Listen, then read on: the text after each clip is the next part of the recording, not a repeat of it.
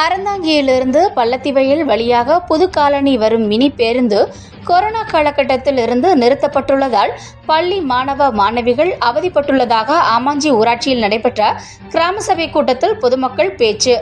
மீண்டும் பேருந்தை இயக்க வேண்டுமென கோரிக்கை. புதுக்கோட்டை மாவட்டம் அறந்தாங்கி அடுத்த ஆமாஞ்சி ஊராட்சியில் இன்று சிறப்பு கிராம சபை கூட்டம் ஊராட்சி மன்ற தலைவர் ரவி தலைமையில் நடைபெற்றது. இந்த கூட்டத்தில் புதிதாக வந்துள்ள வீடு மற்றும் வீடு பழுது நீக்கம் சம்பந்தமான விவாதங்கள் எடுத்துரைக்கப்பட்டது.